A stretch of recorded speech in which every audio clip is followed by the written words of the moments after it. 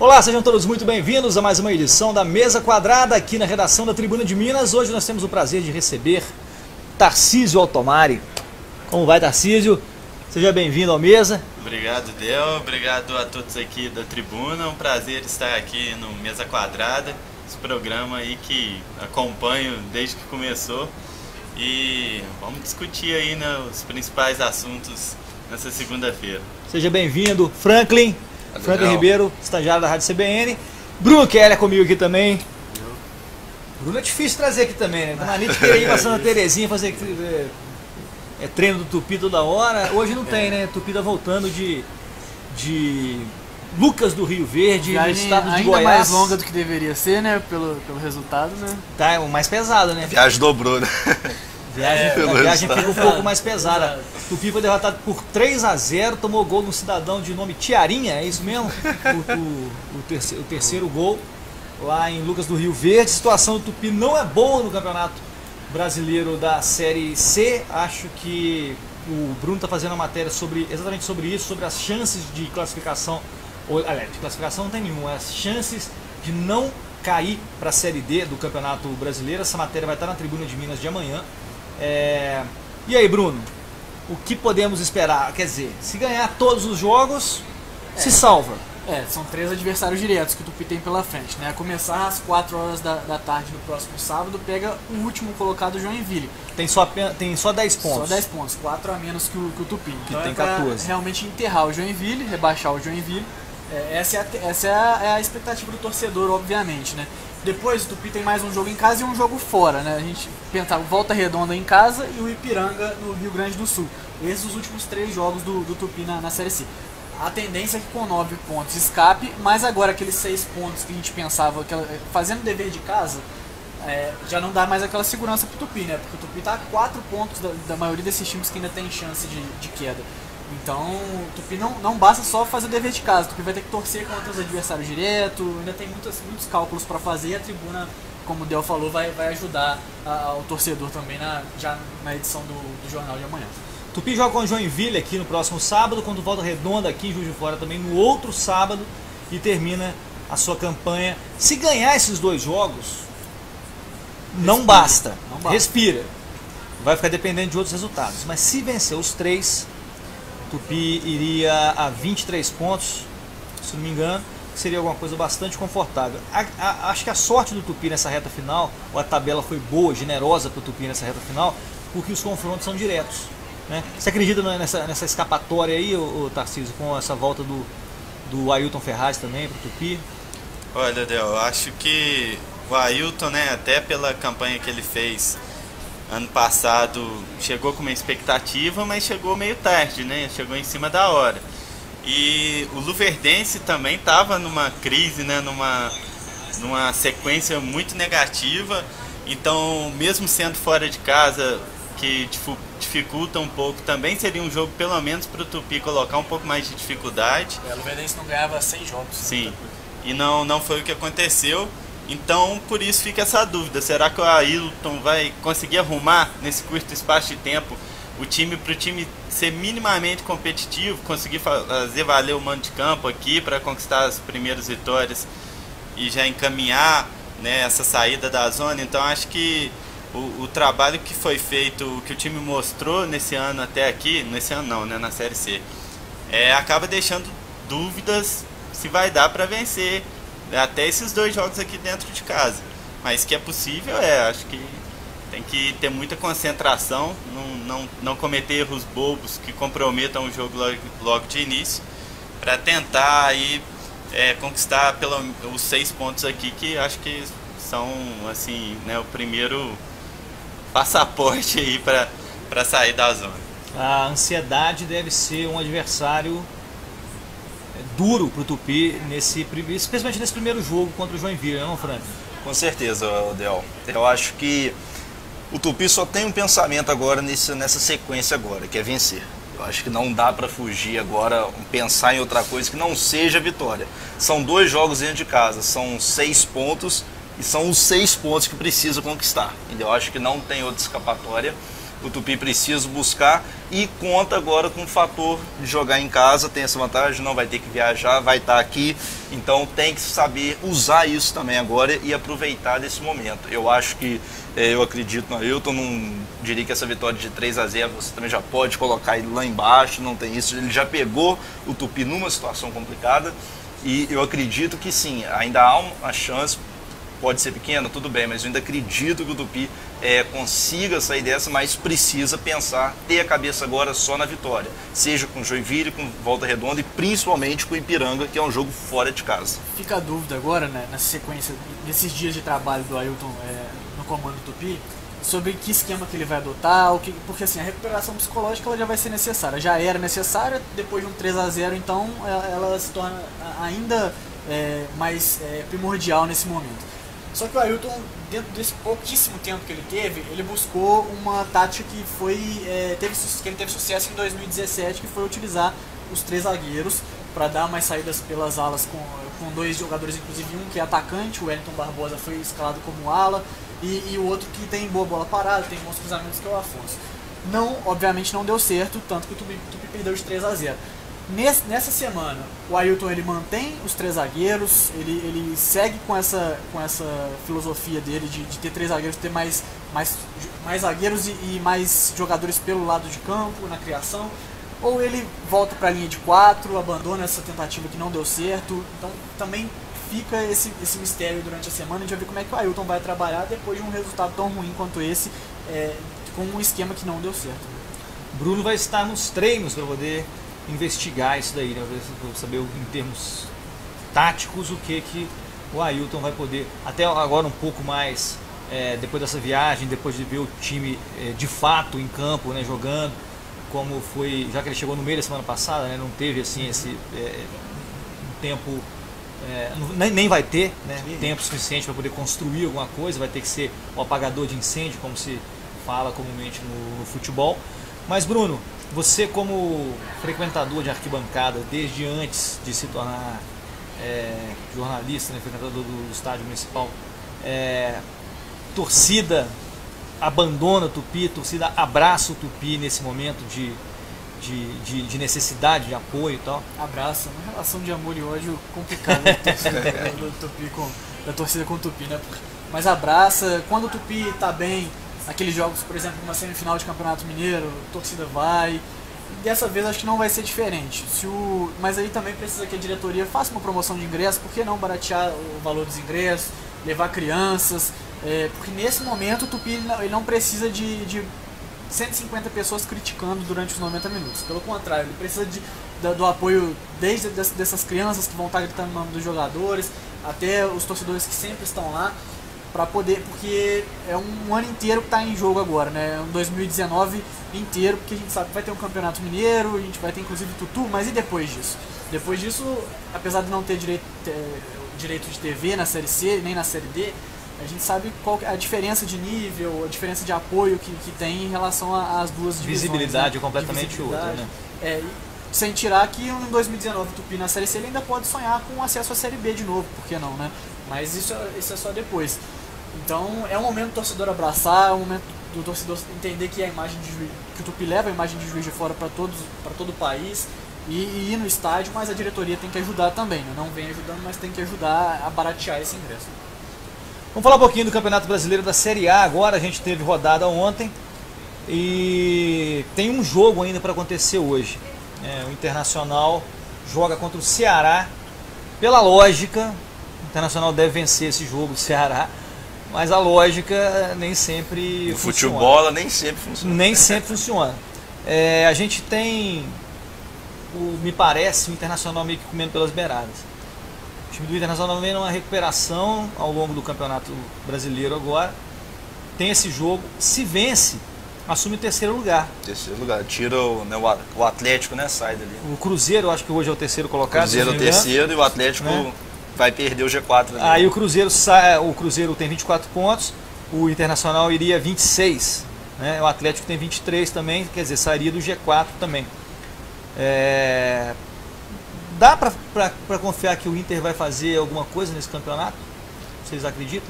Eu acho que a tendência do Inter nesse campeonato é mais ou menos manter ali aquela uma regularidade que deixa o time ali entre quarto, quinto lugar, por aí. Brigando por G4. Brigando por G4.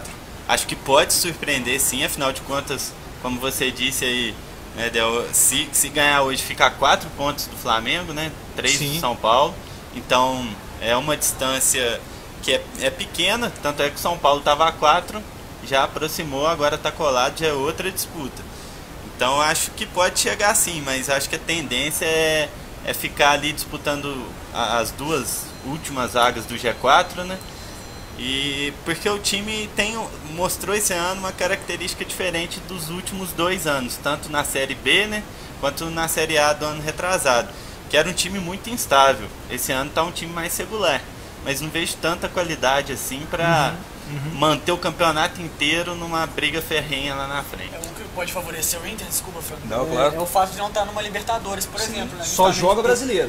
Justamente por ter subido da segunda divisão, o Inter está focado única e exclusivamente no campeonato brasileiro, né? Ao contrário das equipes que vão estar frequentando as primeiras posições, né? Se a gente for pensar no próprio Flamengo, o Flamengo vai ter um mês de agosto terrível, vai ter cheio de jogos e jogos complicados pela frente. Cruzeiro na Libertadores, Grêmio na Copa do Brasil. Joga 2 que vezes, que também estão namorando ali 3 vezes contra o Cruzeiro, porque enfrenta eles na ida e volta nas competições de mata-mata e ainda enfrenta os dois pelo brasileiro no mesmo na batida, quarta domingo, né? Fica aquela assim, direto. Isso pode ser bom, então, obviamente pro Inter, né? Mas aí, apesar de que mesmo com uma competição exclusiva, com foco só no brasileiro, eles precisam de elenco, mas o Inter tem demonstrado maior regularidade, concordo com o Tarcísio, e eu acredito que, sob o comando do Odair Hellmann, agora mais maduro como treinador também, a tendência é que o Inter esteja sempre entre esse G4, que pode ser um G6, G7, né? A gente não sabe quantas posições, quantos vão estar brigando pela Libertadores, mas vai estar na primeira metade da tabela do Brasileiro. Vou passar rapidamente aqui os resultados desses 9 jogos que aconteceram entre sábado e domingo no Campeonato Brasileiro. No sábado, o Flamengo venceu o Botafogo por 2-0, com 2 gols quase relâmpagos, né? Ali até os 7 minutos o Flamengo já estava ganhando de 2-0. O Jefferson sofreu uma lesão meio feia, né? Quebrou dente, teve trauma no tórax e tal, pode ficar aí deixando o time na mão por esses dias. A gente teve também a vitória do São Paulo. Você esperava um 3-1 sapé caiaiá desse? Em cima do Corinthians? Quer dizer, hoje não esperava uma atuação daquela do Cássio. Porque quando a gente fala em clássico, né, tudo pode acontecer, né? A gente vê muita coisa, mas num São Paulo e Corinthians, de fato, eu até imaginei sim que o São Paulo ia vencer esse jogo, mas não esperava um 3-1. Achei que aquele placar que a gente está acostumado aí, 1-0, um 2-1 ali apertado, não achei que ia ser tanto essa goleada do Corinthians, até também pelo plantel, a qualidade do própria equipe do Corinthians também. O Everton. E as ausências que o São Paulo teve em função do jogo do Flamengo, né? Que perdeu alguns jogadores naquele jogo. Então eu falei, não vai ser o mesmo time, né? Perdeu 2 peças. O Everton lá na frente, que tem sido um diferencial, perde o Jusilei também. Então você tinha um Corinthians também com as peças ali mais ou menos encaixadas, né? Mas então, de fato, 3-1 é de quem realmente quer brigar pelo título. Eu achei que time por time, se você fosse analisar, o Corinthians, a vitória contra o Botafogo no meio da semana foi enganosa. Que o Fábio fez uma atuação espetacular. O Fábio não, o Cássio fez uma atuação espetacular, muito fora da curva. Gastou tudo naquele dia também. Foi Cássio contra o Botafogo. Então, time por time, pelo o que o São Paulo mostrou contra o Flamengo, se desenvolveu muito nessa parada para a Copa. Eu achei que o São Paulo tinha mais chance de vencer. Só que o São Paulo tem um histórico tão ruim em clássicos nos últimos anos. E contra o Corinthians. E contra o Corinthians, principalmente. Então eu pensei, antes do jogo eu pensei assim, é possível que o Corinthians ache um gol perdido ali e vença o jogo. Mas não aconteceu, o São Paulo foi muito seguro, né? E o Corinthians o contrário, e acabou levando uma vitória no clássico com muita facilidade. E uma ousadia do Aguirre, né? Desse jogo também, né? Com o Reinaldo ali, né? Sim, e era necessário demais vencer esse jogo, não só para manter a distância pequena para o Flamengo, mas por causa mesmo de todo esse histórico, né? Mais uma quebra de barreira do São Paulo nesse ano de reafirmação do time. que aquele histórico muito ruim nos clássicos, então vai tentando quebrar isso também. Os outros jogos que aconteceram no domingo, o Paraná Clube venceu o América Mineiro por 1-0, Bahia sapecou 4-1 no Vitória, o Vasco venceu o poderoso Grêmio por 1-0, com gato e não rato em São Januário dessa vez, tinha gato lá. O Sport foi derrotado pelo Fluminense na Ilha do Retiro, bom resultado do Fluminense também, já volto a falar do Fluminense já com vocês. Palmeiras venceu o Atlético por 3-2, jogo mais eletrizante da rodada sem dúvida, com gol no último minuto. E o Cruzeiro, depois de passar um aperto no primeiro tempo, perdendo o jogo, virou perdendo de 1-0, gol de pênalti, o gol do Guilherme, virou para 2-1, um gol do Arrascaeta e outro do Pirata Hernan Barcos. Não podia ter uma estreia melhor o Barcos no Cruzeiro, né, amigos? Foi o segundo jogo dele. Né? Segundo jogo dele, mas foi às redes. Foi acabou diante da torcida, um jogador com o nome que o Barcos tem, né, e daquilo que se espera que ele faça, porque é folclórico, mas faz gol também. Sim. Né? Ele tem técnica, ele tem de onde tirar. Ele não é só aquele jogador que vai ficar lá na área pelo tamanho dele, não. Ele, se for para sair para jogar, ele consegue distribuir bem a bola para as laterais, ele tem bom posicionamento na área. É um jogador que, para esse time do Cruzeiro, que joga tão certinho como o Mano Menezes, tem uma criação, tem jogadores no meio campo de tanta técnica quanto, por exemplo, ontem o Thiago Neves não estava tão bem, o Robinho foi e apareceu, o Mano conseguiu adiantar um pouquinho o Robinho, ele deu uma assistência espetacular pro gol do Arrascaeta. São jogadores de uma técnica refinada. O Arrascaeta, que não atuou bem na Copa, voltou muito bem pro Cruzeiro. Os 3 últimos jogos marcou gol em todos, né? Tem ido muito, ao contrário da Copa, né? Porque no Uruguai Sim. estreou como titular, inclusive, mas aí foi muito mal e sumiu. Acabou não tendo mais espaço. E no Cruzeiro não, no Cruzeiro é o Arrascaeta que a gente conhece, tem ido muito bem. E não fosse também a divisão de foco com as outras competições, o Cruzeiro também tem tudo para seguir crescendo, né? Porque teve um início de regularidade na competição. Chapecoense e Santos fecharam a rodada ontem empatando de 0-0. O resultado acabou refletindo na demissão do Jair Ventura, que foi demitido agora à tarde. O que vocês acharam dessa demissão do Jair aí? O Santos está na Libertadores, né? Tem aí desafios para poder vencer também esse mês, jogando pela Libertadores. Passou com tranquilidade. Mas e agora? Eu acho que o Jair... É estranho esse negócio, né? Desculpa, Franco. Não, claro. É que deixaram o cara... Né? Tava balançando lá antes e tal, após a campanha ruim do Santos no Brasileiro. Mas, pô, tá bem na Libertadores, o que importa é a Libertadores. Aí tem a Copa do Mundo, fica parado um mês.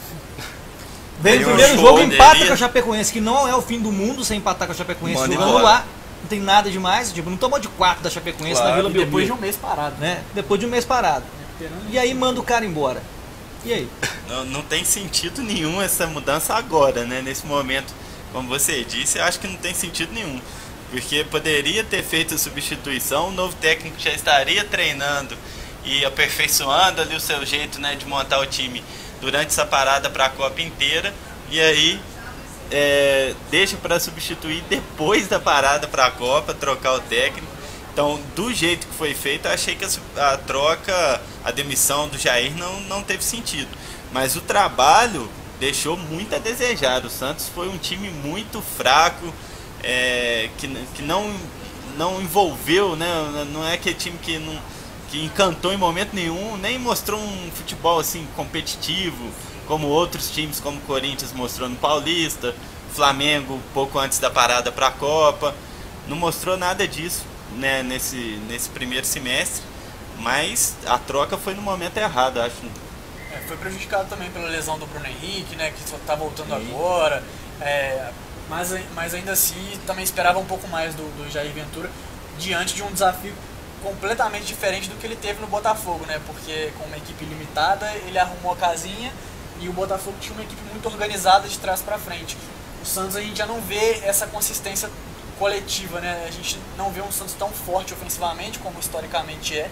E como o torcedor gosta, né? Esse talvez um dos principais motivos da saída do Jair. Não ter apesar de nomes, de grandes nomes no ataque, né? Se a gente for pensar o Gabigol, o Bruno Henrique, o Sacha também, apesar de não ter sido um bom assistente nesse início de temporada, mas não ter feito tantos gols. O Santos ele ainda carece muito desse brilho ofensivo que sempre teve aí, desde de Robinho, né?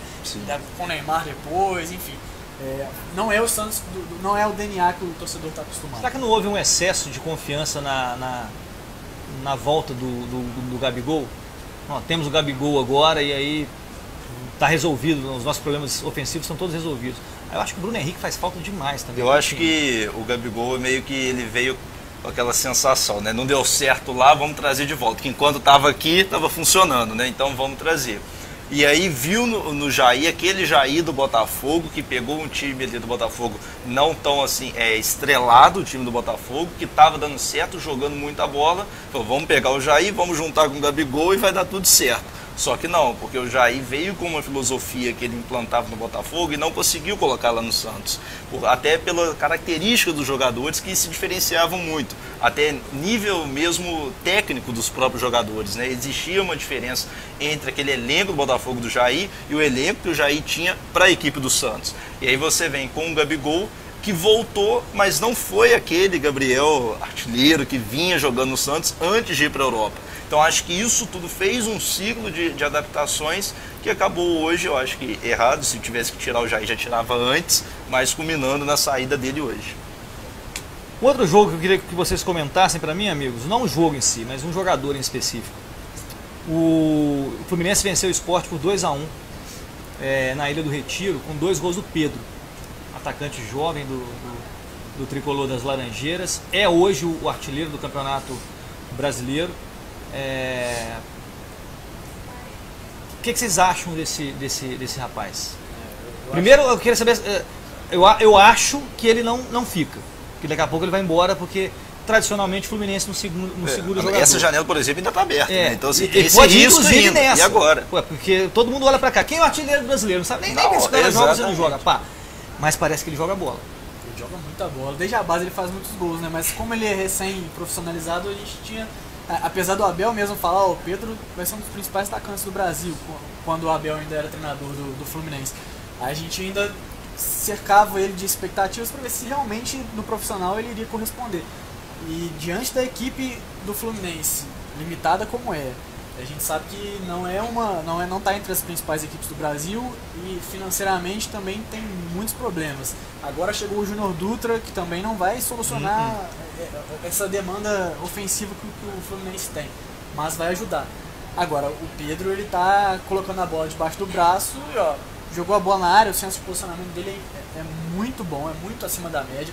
Ele sabe finalizar com as 2 pernas. Ele fez 2 ontem, poderia ter feito mais. Perdeu alguns gols, mas poderia ter feito mais. É um atacante muito promissor e certamente não fica mais 1-2 anos no Fluminense. Vai estar daqui a pouco em algum grande da Europa, pelo faro de gol que ele tem, que é acima da média. Acho que está até demorando, né, essa investida da Europa nele, porque é um jogador jovem, né?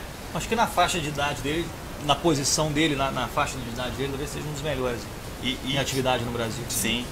E que aparece já na primeira metade não, né, nos primeiros 12 jogos ali antes da Copa, fazendo muitos gols, né, se destacando bastante. Então acho que até está demorando as investidas lá do futebol europeu para cima do Pedro. Mas como o Bruno disse, acho que não vai demorar. Para o Fluminense, com a situação que está hoje em dia no clube, muito difícil segurar e é até difícil negociar uma venda mais mais vantajosa. Vamos segurar isso daqui, renovar o contrato. Uma estratégia até de diretoria. Eu acho que se bem feita é não deixar ele sair agora, né? Porque janeiro, por exemplo, pode se lucrar muito mais. Porque é um jogador que vai render muito ainda até o final do ano. Eu, primeira vez que vi ele jogando, assim, já notei essa característica do Pedro, de bom jogador artilheiro. É aquela brincadeira, né? Se falam, o seu time hoje é Pedro e mais 10. Que é o centroavante ali do time, não tem como. Acho que não tem um tricolor que tá com saudade do Henrique Dourado. Não, acho que né? Eu até tava brincando hoje no programa no Giro da Bola CBN, que acho que o Flamengo, quando foi lá no Fluminense, errou, né? Na hora que pediu o Dourado, trocou, na verdade era o Pedro, mas eles trocaram a figurinha na hora, né? E a gente tem que lamentar mesmo isso que o Tarcísio falou, por exemplo, na questão do Paulinho e do Vinícius Júnior, as vendas, a diferença tão alta de valores, ela se dá pelo contexto financeiro das duas equipes, né? E a do Fluminense se encaixa com o que o Vasco vive também. Então a gente não pode esperar que o Pedro vá sair a peso de ouro como foi o Vinícius Júnior, justamente pela fragilidade financeira que o Fluminense tem.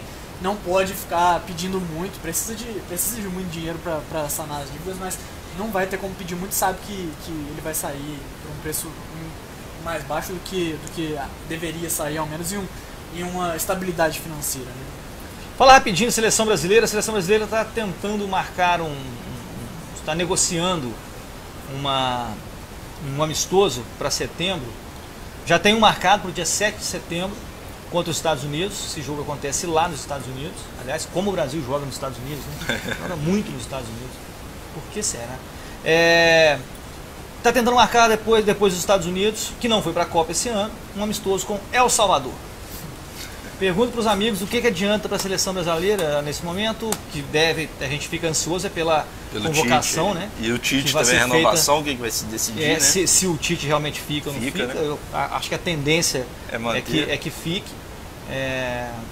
Não sei que time que ele vai convocar para poder fazer esses jogos daí. Mas um amistoso com El Salvador agrega em que para a seleção brasileira nesse momento? Parece decisão política, né? Estados Unidos e El Salvador. Parece decisão política, mas assim, a única coisa que vai ser interessante ver é a convocação de um Lucas Paquetá, de jogadores jovens que a gente pode pensar que estejam na seleção brasileira na próxima Copa do Mundo. A gente começar a ver o que a gente pedia, por exemplo, numa vaga de um Tyson na última Copa. Eu acho que é o necessário hoje, né? Eu acho que o próprio Arthur do Grêmio, também, que é hoje jogador do Barcelona, né? O Gemerson. O Jeromel aí tem alguma titularidade, também. Eu acho, já buscando esse espaço também. O Fabinho que estava no Mônaco, agora foi para o Liverpool, e que é um jogador que não é tão jovem quanto o Gemerson, Paquetá, Arthur, e que já poderia ter tido uma chance já, né, há tempos na seleção, e não teve também, mas para testar mesmo jogadores, realmente eu acho que seria mais interessante um adversário mais forte, até porque a gente fala, faltam 4 anos para a Copa do Mundo, não tem tanta urgência assim de mas quantos testar jogos o time. você faz, né? Tem Copa América ano que vem, né? Fazem poucos jogos, campeonato. e é exatamente isso que eu ia falar. Ano que vem é Copa América aqui no Brasil. Então a gente não ganha uma Copa do Mundo, né, desde 2002, não ganha a Copa América desde 2007, acho que é, né? Acho que é 2007. E a Copa América aqui no Brasil, depois desse histórico aí, né? Se tivesse ganhado a Copa esse ano, podia diminuir a responsabilidade. Mas não ganhou, então já tem que preparar esse time para chegar voando na Copa América. E certamente o amistoso com o El Salvador não vai preparar. Não é o melhor, cara. Nós trouxemos o Tarcísio aqui. O Tarcísio, jornalista, já foi estagiário nosso aqui na Rádio CBN também, né, Tarcísio? E fez uma pesquisa para a tese, do trabalho de conclusão de curso dele na Faculdade de Comunicação aqui da Universidade Federal de Juiz de Fora. Muito interessante, que a gente pôde ler, eu como membro da banca avaliadora dele e o Bruno também aqui, que está preparando uma pesquisa, falando sobre comentário esportivo, né? Se há espaço para não jornalistas, para ex-jogadores nas mesas redondas e tal. Queria que você falasse um pouquinho sobre a sua pesquisa, o que te motivou e que resultado que você tirou dessa pesquisa, Tarcísio. Bom, o que me motivou foi, eu sempre gostei muito do comentário, né, esportivo, até lá na rádio da Faculdade de Comunicação, eu gostava muito dessa parte, e aí sempre, nesses últimos tempos, eu fico observando esses dois lados, né, os jornalistas e os ex-atletas nas transmissões e nas mesas redondas. Então eu resolvi fazer uma pesquisa em cima disso, quais são as diferenças, né? Como o público reage ao comentarista ex-atleta e ao comentarista que vem do jornalismo. E, assim, para resumir o entendimento do trabalho, é que até o título é Comentário Esportivo, há espaço para ex-atletas e jornalistas? E aí eu acho que o trabalho termina com a resposta de que sim, há espaço para os dois tipos de comentaristas, mas acho que tem que ter mais um cuidado, né, das emissoras, principalmente televisão, em preparar o profissional, né, porque nem só o diploma dá a credencial para o jornalista ser um comentarista, um bom comentarista, e nem só o fato do cara ter jogado futebol profissionalmente, ter até conquistado uma Copa do Mundo, como é o caso do Ronaldo, 2, né? Nem isso já também serve de credencial. Então, acho que no fim das contas, o público, pela minha pesquisa de opinião, entende que é interessante ter os dois tipos de comentaristas. Trabalhando juntos, geralmente. Sim, que aí você tem a opinião prática, mais prática do ex-jogador, e a opinião do jornalista, que normalmente vem com muita informação também. Caso estatística com convivência, né? Sim. Então, acho que é interessante ter essas duas coisas, mas principalmente ter uma maior filtragem, né? Um preparo maior dos comentaristas, que antes deles começarem a atuar na televisão ou no rádio. Os dados dessa pesquisa feita pelo Tarcísio, entrevistou 109 pessoas. 109 pessoas para poder tirar esses dados. Vão estar na matéria, numa reportagem que o Bruno Keller está preparando, e em breve nas páginas e no site da Tribuna de Minas. Rapaziada, muito obrigado pela companhia. Tarcísio, a porta está sempre aberta para que você possa voltar aqui e falar mais de esporte com a gente. Obrigado, Del. Obrigado também ao Bruno. Valeu, Franklin. Valeu, Del. Até a próxima. Valeu, Bruno, na técnica, Letícia Londes, e a gente volta na próxima quinta-feira para poder falar da rodada do Campeonato Brasileiro de meio de semana e da preparação do Tupi, que quem sabe até lá o nosso amigo Bruno já descobriu a escalação do Ailton Ferraz para o jogo do próximo sábado aqui em Juiz de Fora. Até lá!